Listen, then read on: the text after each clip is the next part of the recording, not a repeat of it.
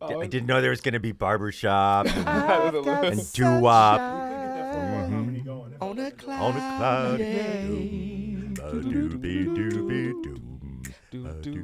When it's cold outside, I've got the month of May.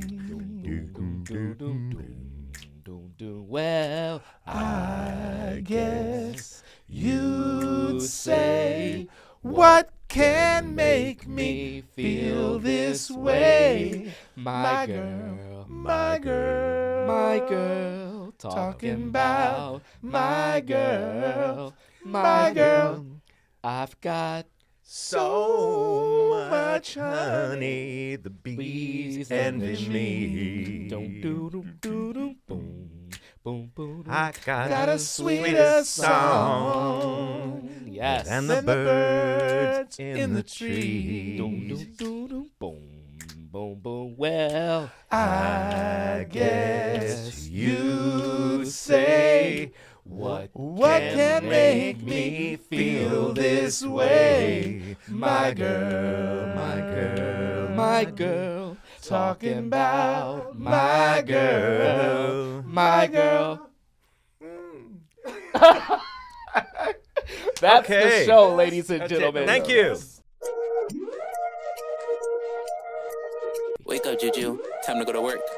All right, can we talk about wake up, I get it, I get it, 1, 2, 3, hey. Wake up, I get it, I go with everyone saying I'm up next. It's not my fault that the vocals are gold, that making the haters so upset. My life is a movie, the way that I roll. They saying I'm goofy, but baby, you know I'm making everybody upset. Cause we the best, how we get wrecked, and I know we gonna get bread, we gonna get bread. We gonna get bread, we gonna get bread.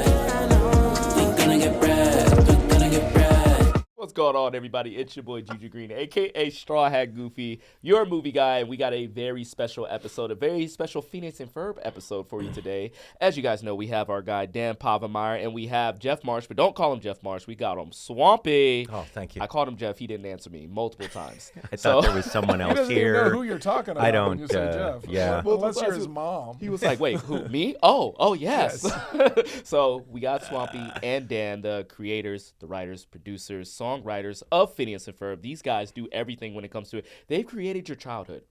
And now we're here You're to welcome. dive deep into it. We're going to talk about some movies, some of you guys' favorite movies. But before we get started, as you guys know, the name of the show is Get Wrecked with Straw Hat Goofy, because I like to connect with my guests on the movies that they love, the movies that inspire them. We've had Dan on the show multiple times. One I'm time, so, One so time we sorry. even recorded it. So we did. We One time forgot we to didn't hit forget to press record. record. And we talked for an hour. We should double check this. We're okay. It's Yeah, we're good. good. Let's just make sure it's rolling. But every great show needs a lost episode. I feel. Yes, I that's think our so. lost So episode. we'll have the people wonder about that, like Rocky and Apollo Creed's fight. Yes, and exactly. Rocky 2. Wonder what they said. I wonder what they said. I wonder who won the fight. Yes. You know? But so we already know your favorite movie, Dan, is Jaws, if I Yes. remember correctly. It's one of your Yes. all-time favorite movies. And Gotta remember to see that one day. Hey, It'd be don't play weird with if me you had to if see you haven't Jaws. seen So Jaws. weird. Oh my gosh. No, that would be strange. But we're going to talk about this because watching a lot of Phineas and Ferb to prepare for this, and I noticed that you inserted some Jaws into some of the episodes. we have a whole Jaws episode But basically. knowing what I know now, knowing that it is your favorite movie specifically, I like that it's set in Danville Harbor. Yes, it is. And I don't It's the think shark of Danville Harbor. and I'm like, it's yes. your favorite movie. You basically made it like your home. I love that. Like, Yes. it's really great. So, but Swampy, I got to know now. You're new to the show, so I am. I need to know, what is a movie that changed your brain chemistry, your all-time favorite movie that inspires you the most? I mean, there's a lot of potentials out there. I still, there's films that I can go back and watch again and again and again and again and again and again, much to my family's chagrin. I can still watch The Magnificent Seven whenever it's on, over and over again. The original. Yep. Yeah. And Buckaroo Banzai. Okay.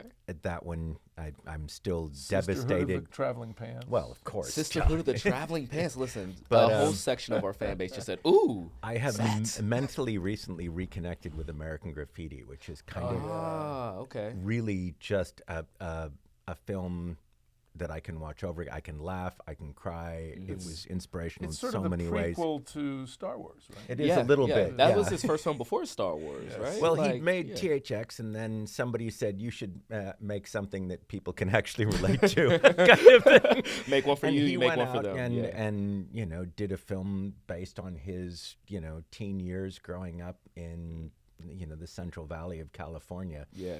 But it's very much responsible for my love of cars and hot rods. Mm-hmm. And I used to cruise Van Nuys Boulevard out here in the 70s.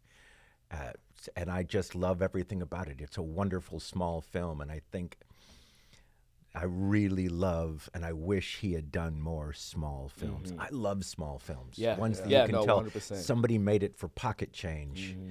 And they're just sort of wonderful stories. There's nothing to distract you. There's no giant special effects or, mechanical sharks or whatever it is. Not that there's anything wrong with Yeah, that, no, but yeah. this is just, these great characters. And American Graffiti is sort of responsible for Happy Days. Oh, Yes, For- 100%. Like Yeah. that whole nostalgia for the 50s started with American Graffiti. Yeah, I would also say one of my favorite examples of that is The Wonder Years as well. Like a show made in the 80s, and then it was like the nostalgia of the 50s. Yeah. One of my favorite shows of all time. And I saw American Graffiti like a long time ago, to the point where I can't even remember the plot of that movie. Yep. Mostly because I get swept up in the George Lucas of it all, of Star Wars and everything. It's really just that one night, and And they have to find so great.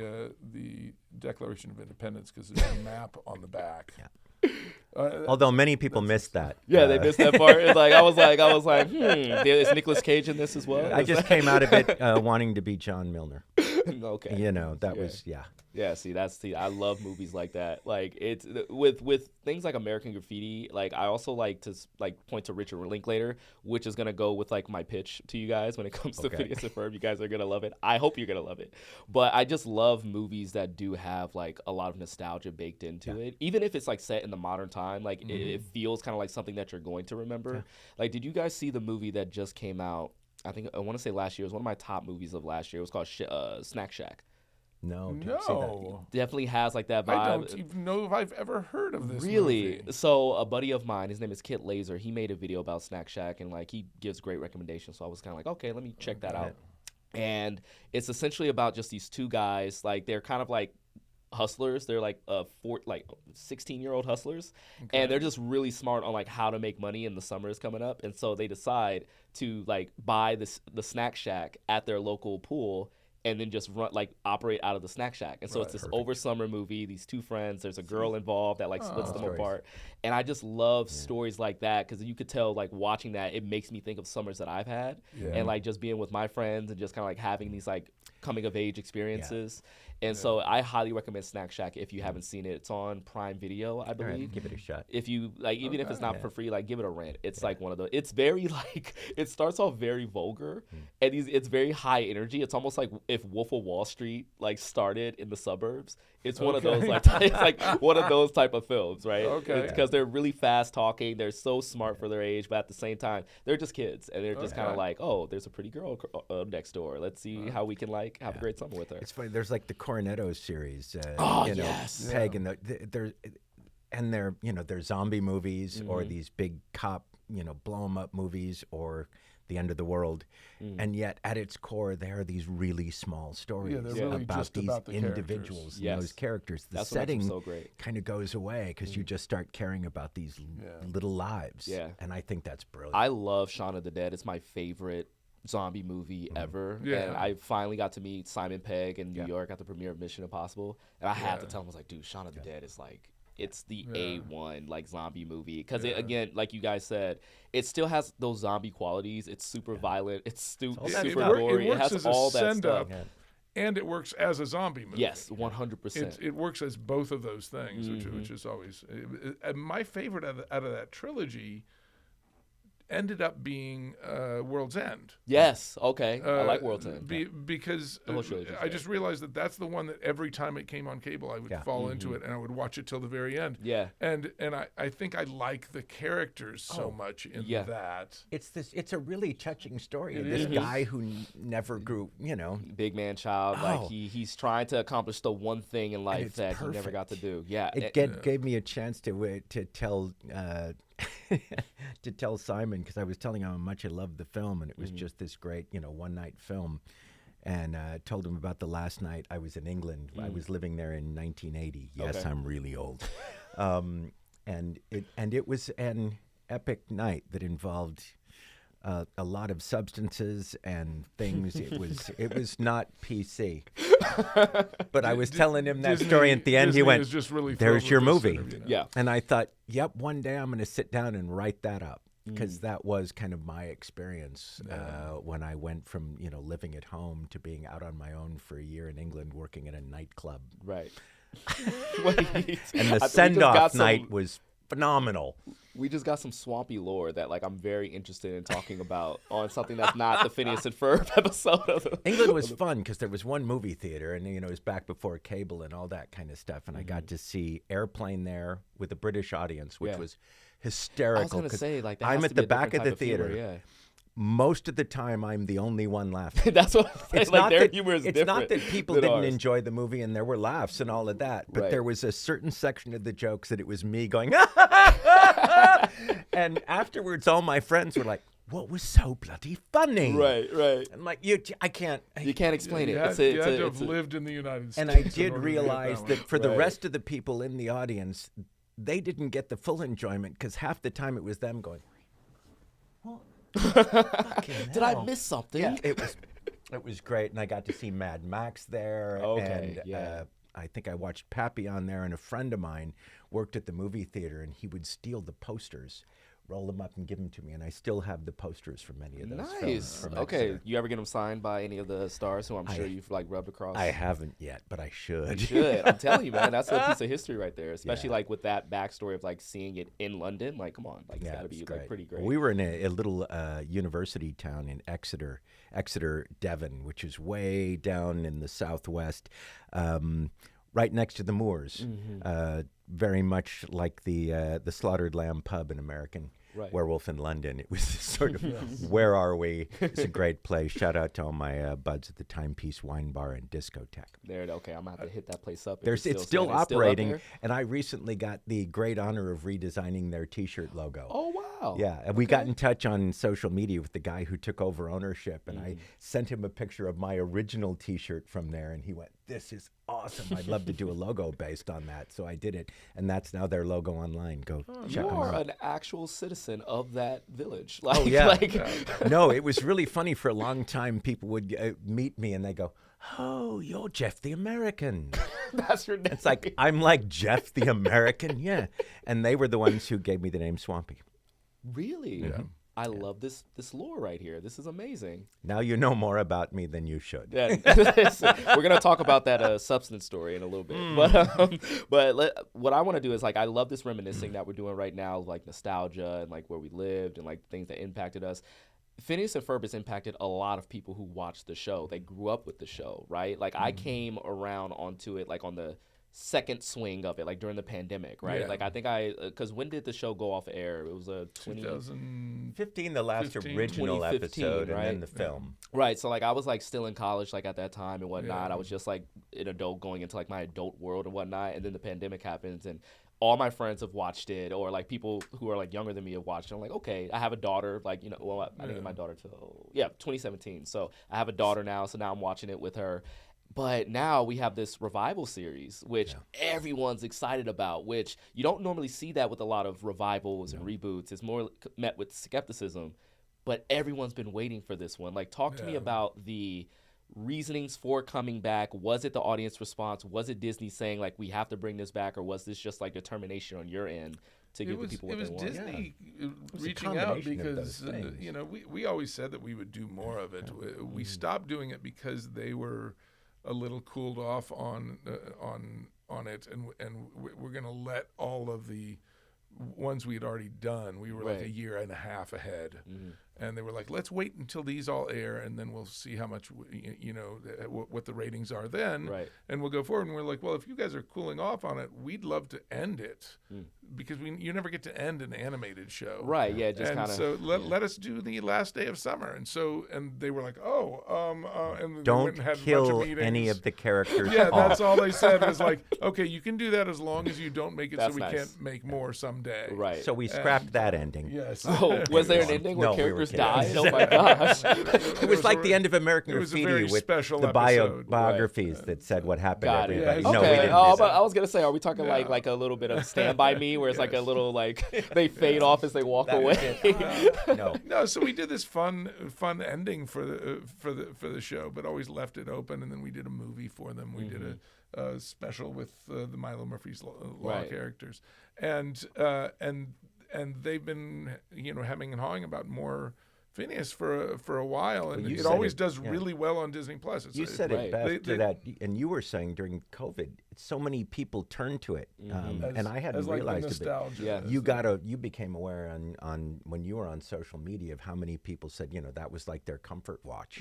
Yeah, and- and so it just continued to get viewings on Disney Plus that whole time, Undeniable. and they were like, "This is one of our most popular things on Disney Plus. Why did we stop doing this?" Nobody could answer the question, why did we It's quit? like, so That's actually a good. and we good thought way they were to going do to it. ask for like another movie or another special or something like that, and they said, would you guys do 40 more episodes of this? Right, And we were right. like, The first thing we said was, you guys Yeah. realize we're both in production on other shows for you. yes, yeah, we were both sure you running wanna- other shows for them at the time. And they're like, no, we'll work that out. And, Just do it. Just Yeah, make it kind happen. of. and they were just like 40 more episodes. That means we get like we restaff, we get to get the writers' room back together. We really go into it, and I've just always loved that show. So we were like. And the best thing too was when it was clear that they didn't want to fix anything, they didn't want to update anything. Yeah. Which is and rare for like and Dan had They were said like, the goal it's was not broken. You don't have yeah. to fix it. Just Right. do whatever you want. Our goal in the new series is to make it feel like if you're watching the old series and you get to the end and you start watching the new ones, you don't notice. Yeah, It's just more we of the just want to same. do more. That is just so rare because there's been a lot of kind of like we talked about revivals of like animated shows, and you don't usually get the studio asking like, hey, can we make this and just kind of like continuing on. Dan, I want to point to a show that you worked on, one of literally my favorite cartoon of all time, Hey Arnold, right? yeah. And like and I texted you when like when I was in the middle of like rewatching it, and that one kind of ended abruptly as well. Yeah. And then usually we saw it with that, we saw it with Invaders Zim, we saw it with Proud Family, where it comes back like 15 years later and they try to reinvent it, like here's a new look, here's this, or they try to like end it in a way where they didn't get a chance to, where you guys are just kind of like taking the baton, right? And I find that like very, very fantastic. When you say that you want to make it seem like people haven't missed a beat when they get onto it, is there any type of evolution that happens with the show, like any different ways? There's of doing one Well, it giant is- change in the character design. Yeah. When I say giant change, I mean Phineas has one extra stripe in his shirt this? Okay. to give the illusion that Because it he's takes grown. place the I next, get that. He the hasn't. next year, and kids don't look that much different from year to year. So we Right. just left all the characters exactly the same and just gave Phineas. It's That like is so aging a funny. tree. That is so You just count the rings. ring. That's how you know he's older. But we had done so many episodes for that 104-day summer. We'd done 222 episodes. So it was It's a like, longer summer than let's we just thought. do the next Yeah. summer, and Yeah. that way Candace can drive, which is That's a good, little bit yeah. different. And She has a new cell phone, Yes, which we yes. also then have to ignore. Let's not. Yes. go Let's there. ignore that. We, Let's we Yeah, we ignore don't- the fact that smartphones have cameras on them because that would make it, it would just Right. break the series. Right. So People will notice we it, take too. what technology we want and we leave the rest of it alone. It's its own universe. Like, Yeah, like, exactly. I think people love the show so much and they're so invested in this universe that any changes, they trust you guys to make those changes that are in the best interest, like that second stripe. Yeah. And, the phone, they're just like, it makes sense for what's happening here. I still marvel over the fact something you just said is that they trust us, which I've known us a long time. I wouldn't wouldn't. trust us as far as I can throw us. I trust you They guys have a lot. bad judgment is what we're saying. Really, really bad judgment. And we're but- happy that they do have such bad judgment. Yeah. I It love works. that you guys are giving off the vibe of like, oh, we've made this show for 10 plus years. We're doing the revival, and now we're just flying by the seat of our pants the whole time. We don't know what we're doing.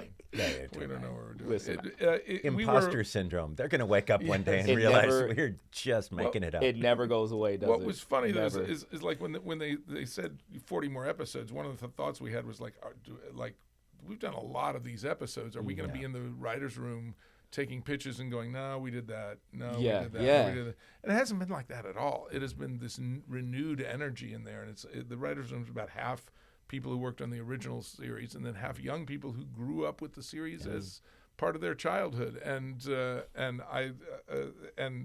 I'm having such a good time every single day in the writers' room, and occasionally we'll say, oh, we did like an Lair entrance like that at some point or something. You know, something. Right. And then but Sonny will say, yes, actually it was episode 32. It was called this. It appeared in we Act have one 2. guy on staff who Wow. has sort of this encyclopedic knowledge. Oh, of yeah, what oh happened my in the gosh, show. it's just a Rolodex. But in one his of the mind. great things about doing the show, and I don't think we often get to really talk about this, and for me, it's a personal joy when somebody comes up and tells you something that really meant something to them, something that really made them laugh, or that they really connected with on the show, or what their favorite character is. The vast majority of the time, it's not stuff that Dan and I thought of. Right. It's stuff that people on the crew, the writers' room, the storyboard artists, the designers, even production people have come up with.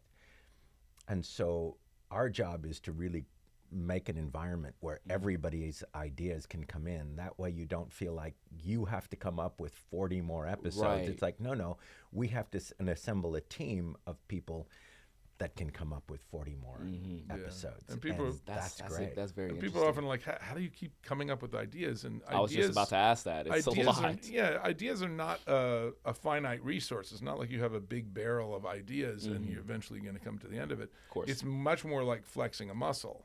Like, the more you write, the easier it is to write more stuff because you're just flexing a muscle that allows you to do it better as you go on. And plus, ideas beget ideas. You get this, somebody put a giant floating baby head into one episode, and then other people saw that and went, "Oh, I want to put that guy in my episode." And it becomes a running joke, or Although or we the, used to the joke. tri-state area was a pitch by Sherm Cohen in the first season.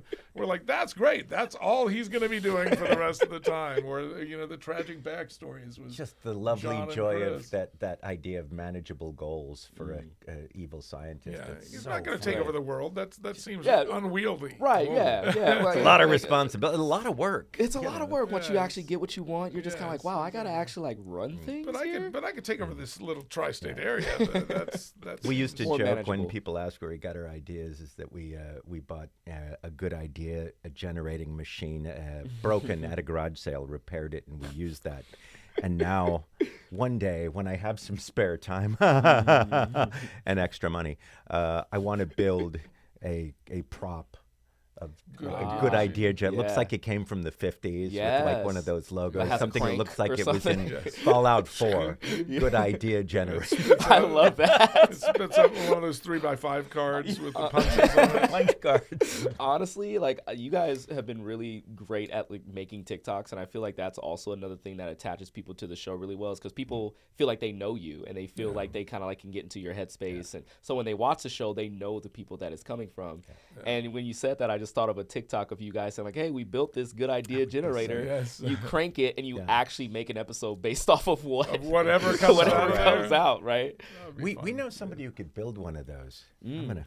Hey, listen, this is how ideas are formed, people. This is how This is how it works. this is how it works out. This is where the magic happens. But I'm glad you guys brought that up of like how you guys come up with ideas, because as someone who was a copywriter for like 5 years, and like that was like my job to come up with concepts for commercials and stuff like that. And there is a time like you hit that wall and you just kind of go like, oh, there's no more ideas. I've mined my entire life of inspiration. But there's you talk to people, you pull from your own experiences. And What happened to me first season or like end of first season, I was in the editing room and some joke wasn't working, and usually in the editing room I could just rewrite it. Right. You know, I just rewrite it and have him say something different. We'll just change the mouths and stuff.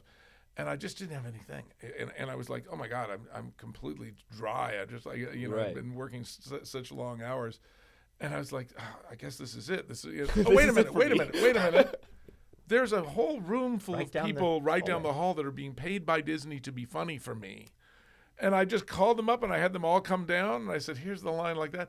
They all threw out pitches. I picked the best one. I put it in. Cool. And from then on, if I was ever ideas, stuck... by the way, was incredibly inappropriate. Yes, of course. But of nicely, course. there was many more that were... Yes. Right. But sometimes you got to get a little inappropriate to find the after more that, after that, every time I was stuck for 5 seconds, I would just call them, and sometimes I would already have it fixed by the time they got down there. Yeah. But then I would still see what they had, and sometimes they had something better. See, that's so cool. I used to do that, something along the lines of that, where like I would just get like stuck at my computer, and the job that I was at, 72 and Sunny, was very good about leave your desk, go play basketball. I was at one of those campuses like Google where like they had like basketball. You could walk by the fountains and everything. And I would just like walk around, talk to random people. Yeah.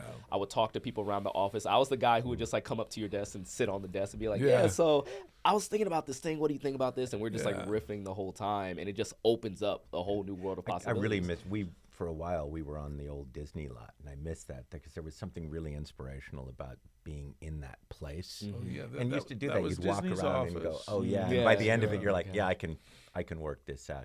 It's funny you're talking about, I just the other day saw again, there's a really interesting interview with Bob Dylan, and I think it was on 60 Minutes, where he talks about the songs he wrote then, and he kind of says, I don't do that anymore. That's what I did then. It's a really weird thing because he kind of seems to be in a place, or at least was then, where he felt that was something I did then. Yeah. He describes it as magic, and kind of is in a place where he doesn't think he can do that again. And I thought that was like, wow, what a tragic place to be in. Especially for someone who was doing what he was doing at the time he was doing it. Like, he was a master at his craft. Like, he's still, like, honestly, we still see him as like a legend in the music industry. The way we feel about creativity and what our philosophy about it has always been, like Dan said, muscle, not a well. You got to work it out. And he treats it as a well almost, or at least in that interview. I don't know.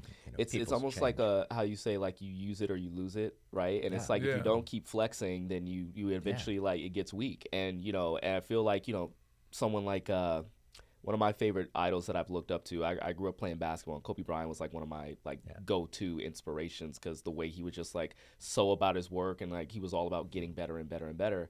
And it was very peaceful, I would say, to see him after he retired, where someone said like, hey, would you ever come back to the game, or would you ever like play again? And he was just like, no, I don't need to. And like to see that part of him who was like, it's what Bob Dylan is, where he's saying, I don't think I can do that anymore if I tried. But then you have Kobe Bryant, who's like, I tried, I did it, I don't need to anymore. And then he's like putting that work ethic into other things, like his short film, Dear Basketball, which was beautiful, right? And it's like, I feel like creativity is so cool in that way, whereas like if you have it and you're willing to work at it, you can apply it to other things. And so with Bob Dylan, who's just kind of like, I don't think I could do that anymore. I loved my grandfather kind of transitioned. He was a big band leader, and in his day, he was like a rock star. And in the early days, I saw pictures of him playing saxophone and clarinet. And then I realized, it's like, you don't play saxophone and clarinet on stage anymore. And he looked at me and he went, I hired Abe Most, who is this session musician who is the most amazing guy. And he said, why would I? That would be stupid. And I'm like, and I realized what he'd done is channeled all that energy for that instrument into the arranging and the composing and running a band. And he was fine with it. And that's I'm like, cool. I was I was in a band. I was in a band for 16 years in LA, and originally it was just a 3-piece. It was the bass player, me, and the drummer, and I would fill the spaces for lead. And I've always been a very mediocre guitarist, but I can fill the space. Right. I can do some lead runs in there and make it. And then we got another guitarist in, and he and I would trade back on lead. And then he got better very, very quick. And suddenly it was like, well, I'm not even gonna. I don't need to do that. I'm not playing in this playpen anymore. And so I became, I went from being a mediocre lead guitarist to be a decent rhythm guitarist. Well, there you go. And so I was the only person in the band. We played together 16 years. I was the only person in the band who got worse at their instruments during that period of time. Nobody wanted to Just tell you, hey, as we need to do something about just Dan because here. I was like, well, I was a pretty good lead guitarist, and I became a pretty good rhythm guitarist, And I knew but going it's like, into I it, don't have yeah. to do that anymore. That's good. I knew going into our band that I couldn't play instruments as well as any of the people around me. I could sing, again, probably not as good as I should have been, but I was good at putting on a show. Right. So I knew I could get out there and entertain an audience and sing well enough that if I was moving enough, they wouldn't notice the voice was really mediocre. So I relied on that. That's right. I'm great at karaoke. Put on a show. I put on a show. I'm like, the voice you don't even recognize. It's Footloose is my go-to song in Yes, karaoke. I always and that say- is a bunch of knee wiggling. I always tell people, please sing along, because then you won't notice Yep. just how incredibly adequate I call it at best. performance hypnosis. It's performance hypnosis. I'm just kind of like, Footloose. Don't notice that my keys are off. It's one of those type of We things. to play the guitar they used for that doodle at the Yeah, beginning. It was in Kenny Loggins' Really? studio, and we were looking around his studio. He came and did a song with us, and I was looking at this beautiful guitar, and the guy went, "That's the Footloose guitar."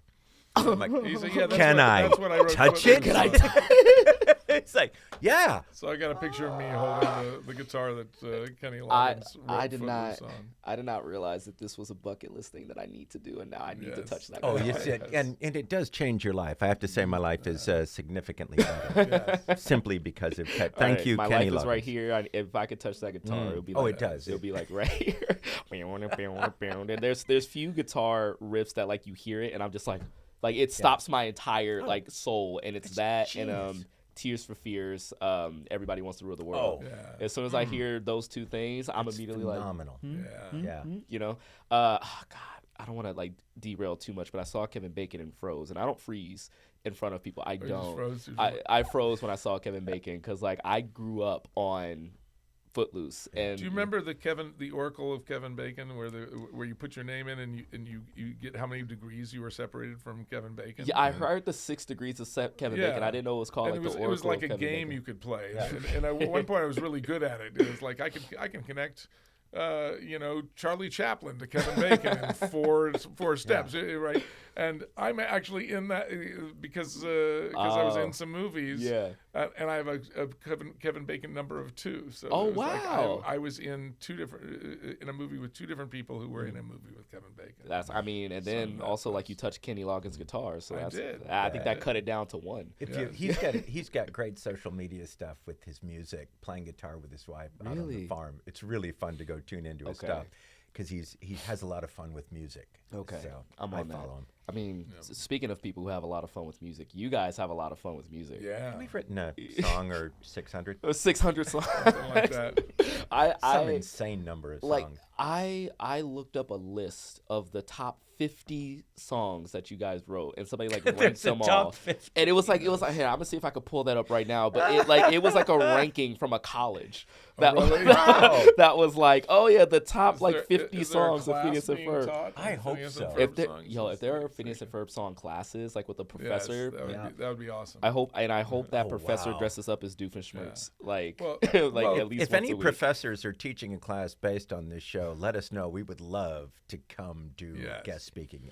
Oh my But, god. but no, we just, we had so much fun with all of those. We would just get the guitars out on a Friday night and say, okay, what's the last episode we've done? Where could we put a song? Right. What kind of song should it be? And we would just write the song and then do either. Originally, we would sing it into Danny Jacobs' answering composer. machine. Yeah. And sing it and say, okay, this got to sound like ABBA, or this got to sound like Yeah. Survivor, or what whatever it is, and we just play acoustic guitars and sing it into his answering. This should be Justin Timberlake, but I like that model. and it's like we got really good at writing a song in an hour.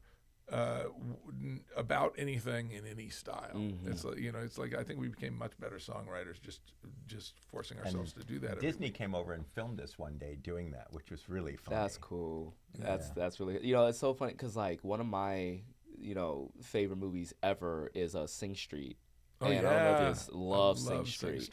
And what I love most about that movie is that you literally see the evolution of someone who sucks at making music, who doesn't know anything about music, and then becomes good. Becomes really good at it, and it's just repetition. Like you got to do it. Somebody ages ago said to me, and I've repeated this to many artists or people who want to become artists. It's everybody has 10,000 bad drawings in them. Your job is to get them out of you as soon as you can. And the only way you do that is doing more drawings, not better drawings. Yeah, more drawings. Oh, see, that's throw away an eraser, get a Sharpie, fill books with drawings.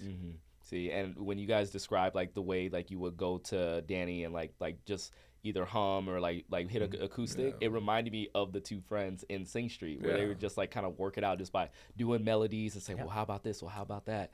And you could tell with these songs, like there's a lot of pop punk songs, there's like alternative rock, there's like, some like hip hop beats. And I have seen so many incredibly successful musicians who don't communicate like, well, we need to go to the quarter note here, and then if we put a rest, we can change to a, and they're not using musical terms. They're like, I need a ba-da-ba-da-ba-da, and if you can do the bam, bam, bam, and these are the most successful musicians in the world. You're like, that's all you need. Just keep doing it. You now you are starting to know how my mind works, Dan. You kind of know already, but like when you said that, I thought of the movie Black Knight as well. I don't know if you guys have watched that.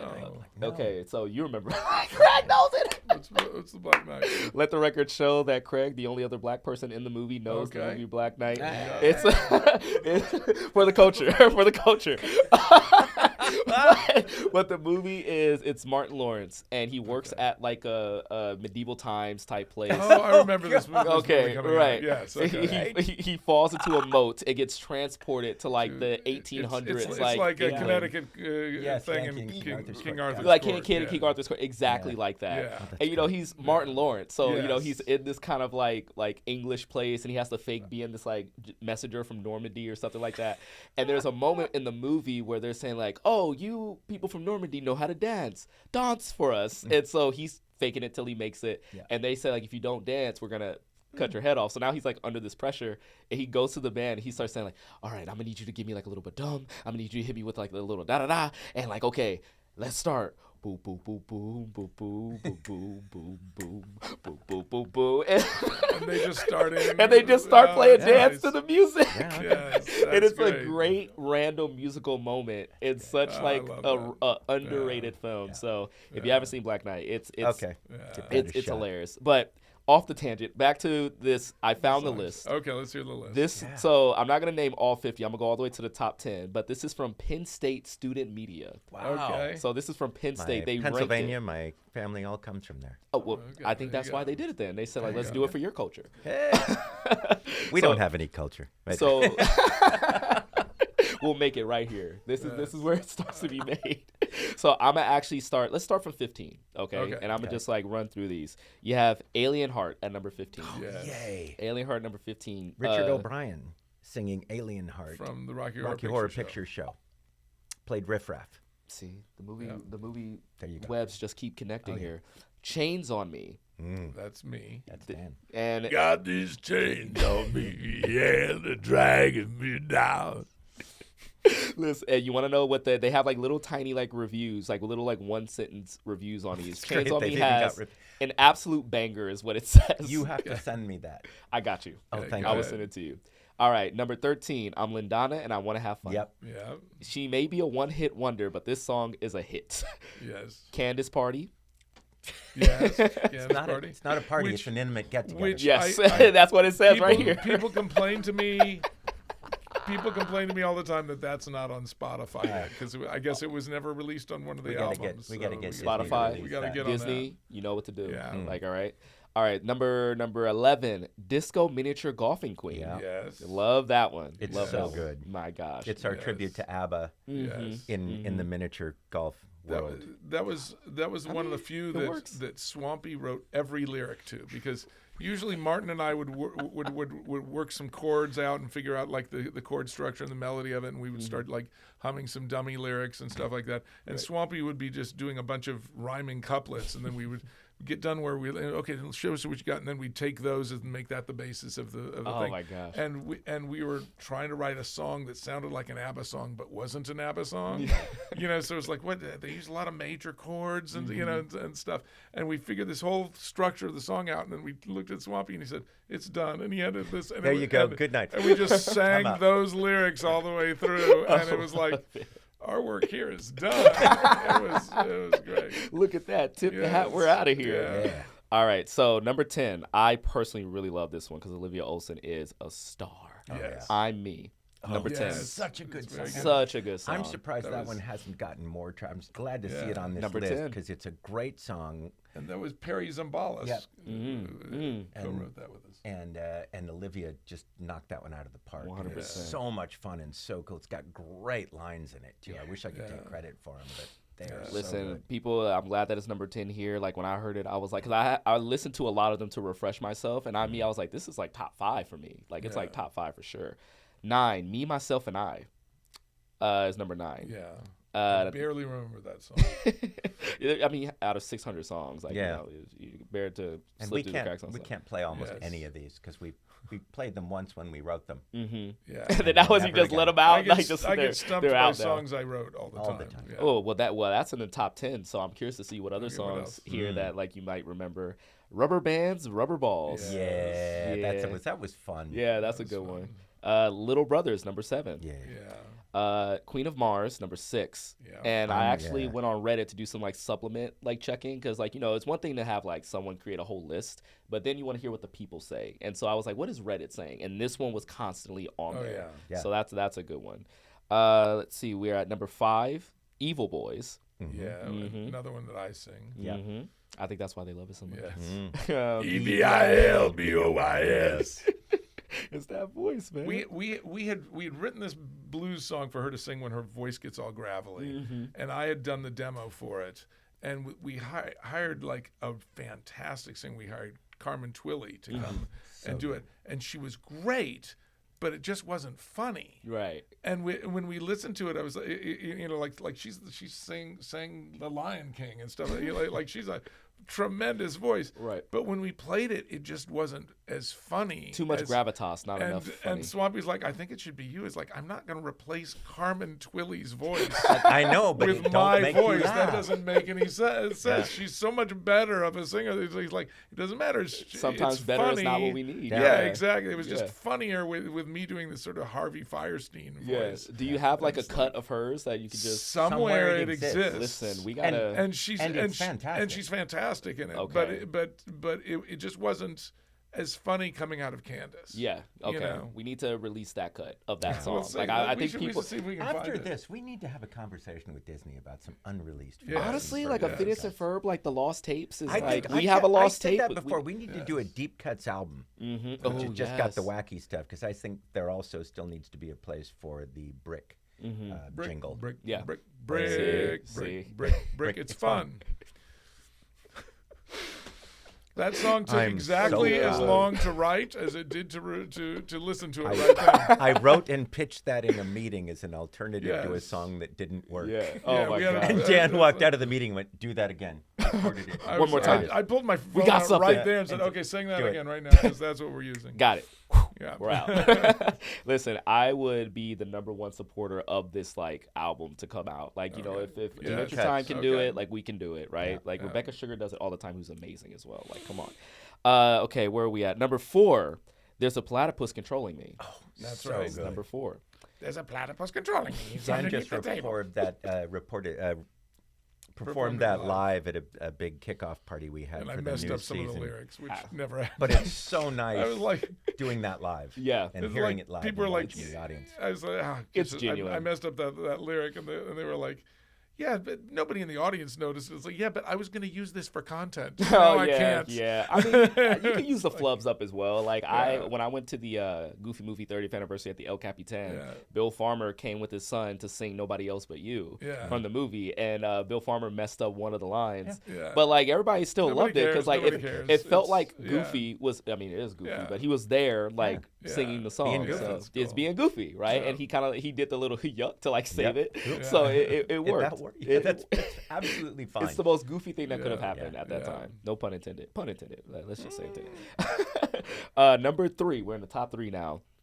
Brand New Best Friend is number 3. That's top 3. That's top 3. That's pretty good. I mean, it's according to Penn State. It's funny because there's like 5 that I know are super popular that you haven't even mentioned yet. Really? Yeah. We'll go back like to 20 and we'll see if those like. What are the top Pennsylvania's 2? a weird state, man. Pennsylvania's so weird. Isn't that where you are from?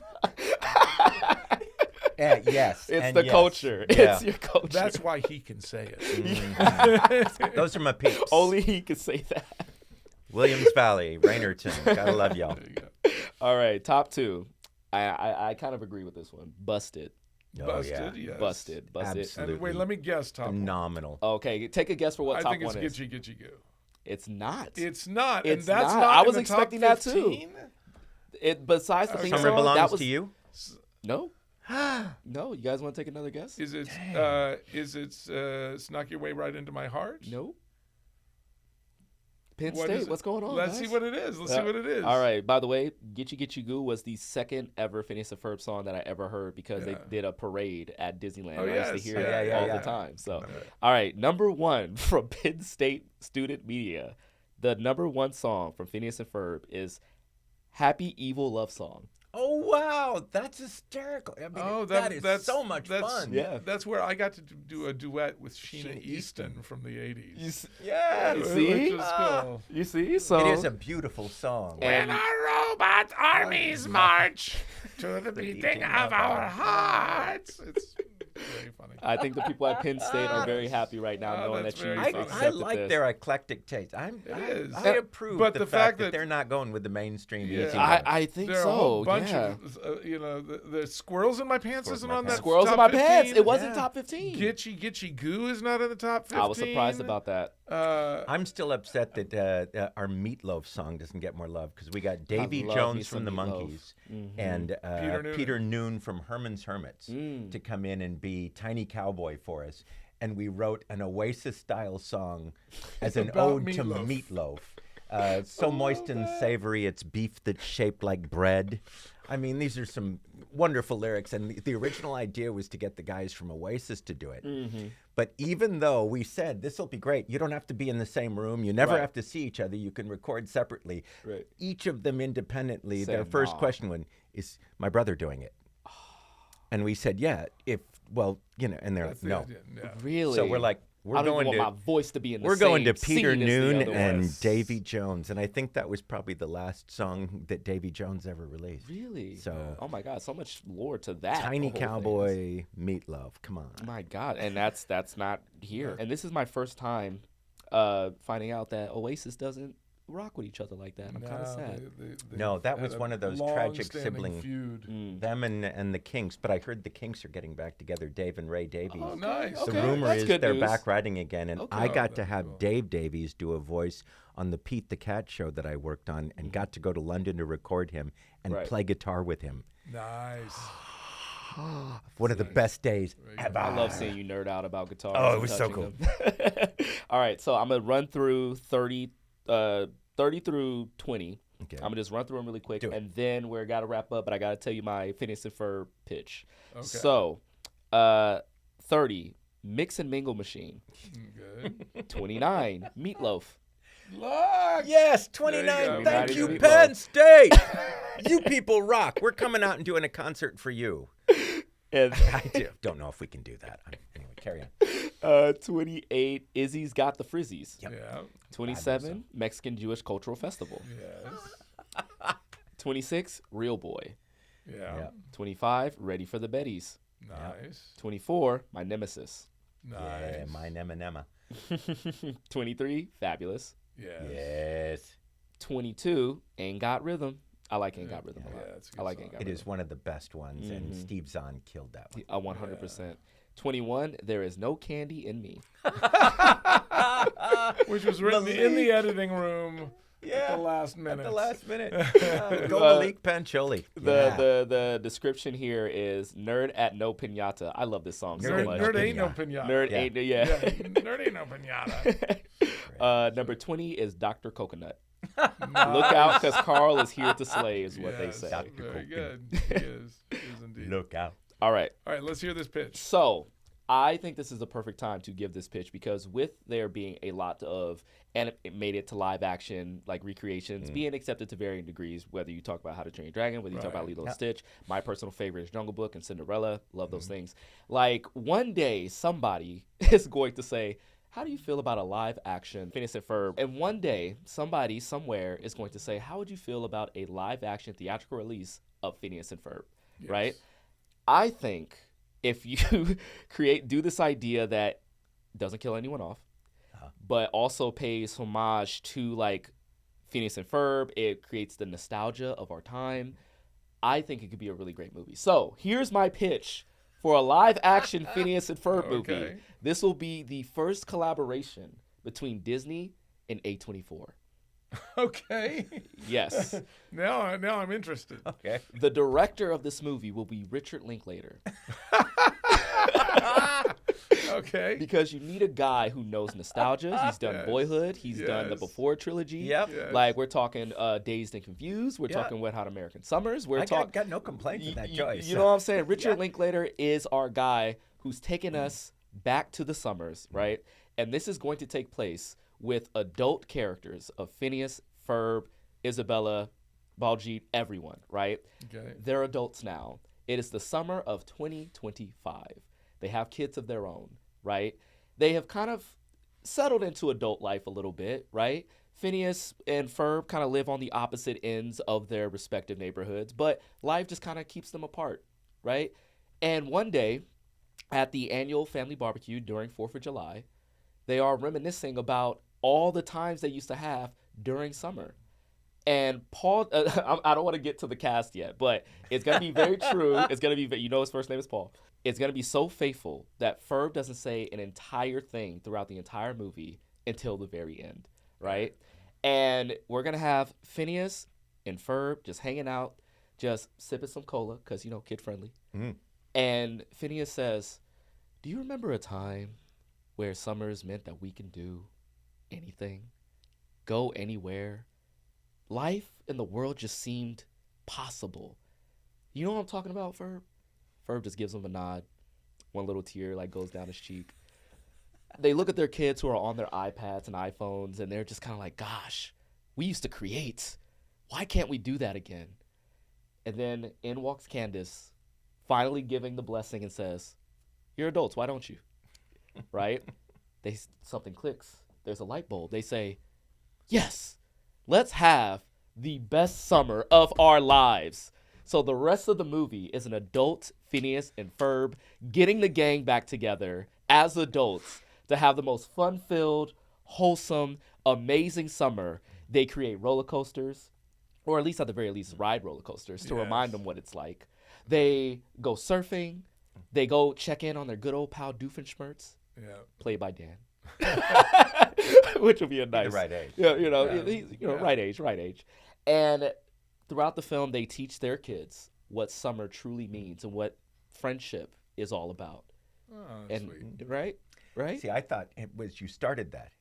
I thought you were going to say, and then at a certain point, there's an alien attack, and they have to get the band back together to sing. Just thought you were going to take a left hand. This I is like why your you're here. version better. This is why you're here. This is like the more grounded like version, right? And it will be, and like we won't even call it Phineas and Ferb. What we'll call it is Last Summer. Just nice, sweet Last Summer. That's really sweet. Right? And here I have the cast Okay. of Last Summer. Now, for Phineas, you need someone who can be a lead, who has that wonder in his eyes, who you know is always working on something new. Alan Tudyk will be our Phineas. Ooh, That's not a bad. I wouldn't say no to Phineas. that. Not a bad fit, right? Ferb, smart guy, quiet. You need someone who can say a lot without saying anything at all. You need someone with that gravitas, right? So Paul Dano is our Ferb. Yeah. yeah. Yeah. Yeah. I love his stuff. I love Paul Dano. And then I'm just imagining him saying like that last line, and he'll say something along the lines of, "That was fun." And it would be Cut to nice black. to get a good English accent on there with him. I think Yes. so. Yeah, I think so. Good. Yep. He can do it. Oh yeah, and getting an American to play a Brit is nice because right now all the Brits are playing. It's a all the switch. Americans. It's a Yes. nice switch. It's our Taking time. all the gigs, man. It's our time. Yeah, All Swampy right. and I are played by British people. Yeah, it's true. This is an accent we put on. This is so where the that zipper you'll comes believe down. that They're we're like, oi, American. oi. I actually had an argument with my mom one time. I'm friends with Damian Lewis, who's done the show. He was living down the street from me, and long story, but we were friends. And I said to my mom, I was joking about how when I talk to him on the phone and I hear him with an American accent, because he keeps it all day when he's filming, it would make me laugh. And she said, "No, I think he's an American." I'm like, "Mom, he's friend. I know him." "Well, I'm not sure." And I'm like, "No, oh no, you can meet him one day. He's really anyway." No. All right. Wrapping it up with our cast. Candace, you need someone who is noticeably the bossy one, but she's at a stage in her life where she's more accepting of the two brothers. Jessica Chastain is Candace. Okay, yeah, Yeah. that'd be good. Right? She's awesome. She'll be great. Yeah. Baljeet will be played by Dev Patel. Yeah. And Isabella will be played by Eva Longoria. Okay. Mm. I approve of all of Yeah, those let's do casting that. choices. Look at that. Richard Linklater will be on the phone. Somebody will see this. We'll get a call. We can get a green light. We can make it you happen. go. A24 Disney, y'all know what to do. Very And good. that is the pitch for last summer, the Phineas Ferb live action adaptation.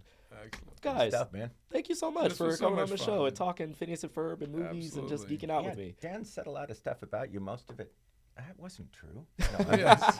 Oh, wow. He's not that bad. bad. No, it's really nice. I'm glad I He's was been able to talking break about that you for a down. while, so it's actually a pleasure to actually just sit in the room with you. Hey, I've been a and big chat. fan, man. So I've been waiting to talk to both of you guys. Like, I mean, I've talked to you like on Yeah. the regular, but you know, this is our first time like getting together and just geeking out about things. Good I'm really stuff. excited about it. Right. Well, thank you guys for showing Excellent. up, and This was fun. thank you guys for tuning in to another episode of Get Wrecked with Straw Hat Goofy. Make sure you guys check out the new season of Phineas and Ferb out now, right? It's like, is this, Well, by the time this goes, by the comes time out, this By the goes time- out, yeah. out now. It's watch it. dropping tomorrow. In fact, Do it. What are you doing listening and watching? Watch the show now. It's Yeah. here. All right. Thank you so much for talking with us, guys. And can I be your movie guy?